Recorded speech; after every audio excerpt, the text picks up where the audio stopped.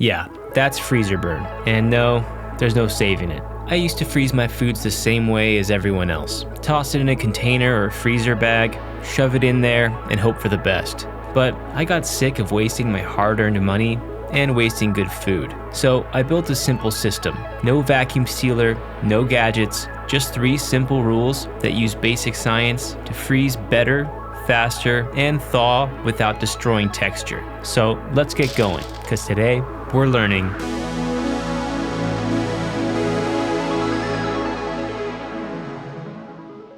Welcome. Okay, I'm going to show y'all why freezer burn happens in the first place. Because knowledge is power, and once you see it, the first golden rule is obvious. Now, freezer burn isn't actually a burn, or even a reverse burn from getting too cold or something. It's actually the surface drying out, which is essentially also what freeze drying is. So a good way to reframe it in your mind is freezer dried, not freezer burned. In your freezer, water can actually go from ice straight to vapor, and that's called sublimation. And it's what dries out the surface when air keeps hitting it. And this doesn't work for us. So the first golden rule is to simply remove that air. When you remove air, you remove a huge portion of the drying effect and hence less burn. So let's cover a few methods to remove that air quick and easy with stuff you probably already have at home. And we're gonna start basic and get more advanced as we go. The first is the water displacement method, also known as the poor man's vacuum. This works great for a lot of things. You might be doing this already, but there's some potential pitfalls which we'll clean up a bit later during Rule 2. But for now, this is one of the closest things you can do to vacuum sealing with a normal Ziploc bag. So first put your item in the bag, submerge it in a much larger vessel with a tiny gap at the end, finesse some of the water around with your hands to distribute the air, and then close it up. Try and find some good quality freezer bags that you can actually zip close manually versus the ones with the pull tab. It's also worth having a few various sized options because the more room you have in the bag, the more room for error. Get it? Air or... Okay, moving on. I've also recently been liking these heavy duty bags which you can wash and reuse because being less wasteful is part of our ultimate goal here. Alright, moving on to air removal method number 2, which takes this a step further and is also my personal favorite. Just take a clean straw, stick it in there, and suck out the air. You can get a much tighter seal this way. And I love to do this with pizza dough. First, I like to flatten it out a bit. It'll thaw better, and don't worry, we can reball it after thawing if necessary. Look how tight that seal is. It's basically a vacuum seal. If you're brave, you can do this with some meats like this steak here. I mean, no air is getting in there. I'd just be careful doing this with things with juices or lots of crumbs because you don't want any of that stuff to get in your mouth or choke. I learned that the hard way. Next is the double wrap method. This is good for really important items that you just can't risk, like a really expensive steak or Wagyu or a delicate fish or sashimi. First, put it into your bag and remove the air. Then get that bag into an additional bag and remove the air from that one as well. Ain't nothing getting in there. The fourth and final air removal method is what I call foil armor. This works great for pastries, burritos, sandwiches. A tight wrap and some tin foil helps keep the shape and adds a barrier. Then bag it like the other methods. Okay, rule number 1 is out of the way. You remove the air. But many foods could still freeze not so well if you freeze them in the wrong shape. Which brings us to rule 2, something most people never do. Freeze flat and thin. The thicker something is, the longer the center stays in a slow freezing zone, which is where big ice crystals tend to form. And unlucky for us, bigger crystals means more cell damage. So if you want better texture later, don't freeze food like a lump, freeze it like a sheet instead. For example, I like to pre-pound chicken breasts that I'm not going to use right away. And while I'm at it, I like to salt them for a little pre-dry brine, which is going to help make it super tender and evenly salted all the way through after we thaw it. And here's a great way to handle softer foods like ground meats, stews, sauces, or thick soups.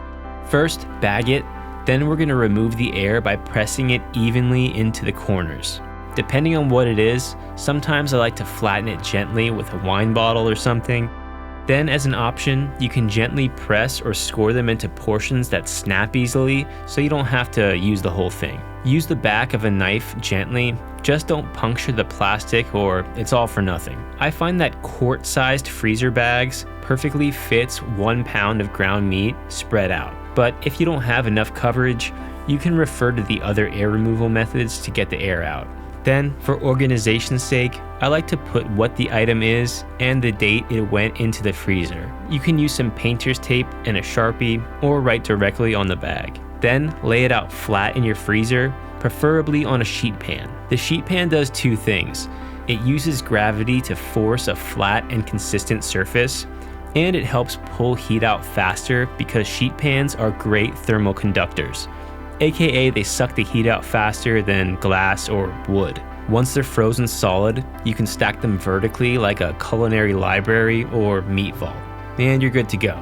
Okay, now you've got the shape right, you got the system, but there's one final thing that decides whether texture survives. But real quick before we get there, I wanted to let you guys know that if you've been digging the background music, I write and produce all of it myself, and it's available on streaming platforms under the name Jandre FM. And you can download the files for free on my Patreon. No sign up required. My channel isn't big enough for sponsors yet, but on Patreon I'll be posting additional recipes, videos, music, and more. So please consider supporting my content with a membership.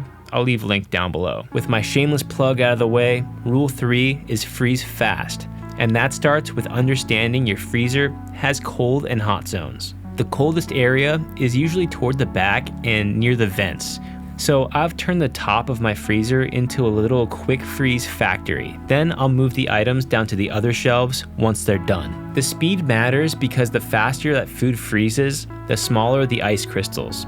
And smaller ice crystals equal less cell damage, which equal better texture when you thaw. Also, shoving unfrozen items to be surrounded by frozen items sounds smart in theory, but in reality, if you pack the freezer too tight, you block the airflow, and airflow is actually what moves the cold air around.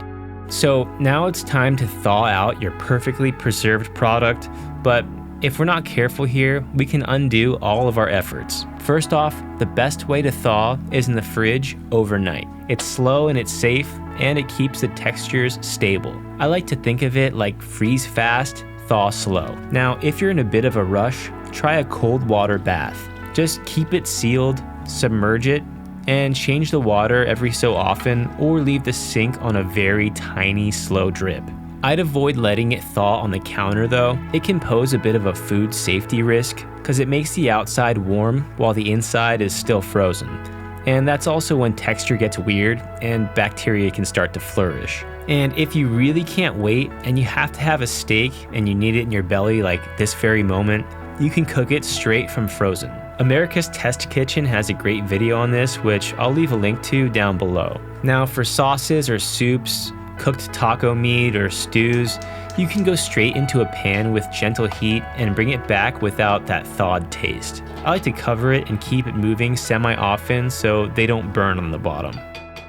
Okay, here's a few rapid fire bonus tips while we're at it. I like to freeze bread with parchment in between and do the straw method, but not so much that you can press the bread too much. The parchment will help the slices from sticking together, or you could just pry them apart with a knife. For things like small berries, I like to spread them out uncovered on a sheet tray for 4 to 6 hours, then transfer them to a bag and remove as much air as possible. This will help them freeze fast and not stick together. But don't worry, it won't be enough time for the dreaded freezer burn. And there's some vegetables that are just better to buy pre-frozen, like peas, broccoli, and I like this roasted corn to make a quick corn salsa for my burrito bowls. And unfortunately, there's some foods that just don't freeze great no matter what. Usually ones with a high moisture content or fat content, like cheeses, fresh tomatoes, eggs, or dairy products. I find it's usually best to go fresh with those. So that's the system. When in doubt, just try and get as much air out as you can. But if you got the time, it's well worth it to get some flat surfaces going, get organized, consider your temperature, and most of all, take your time and have a little fun, because that's what the kitchen should be all about, right? All right, that's all I got for now. Like, subscribe, and I'll see you guys later.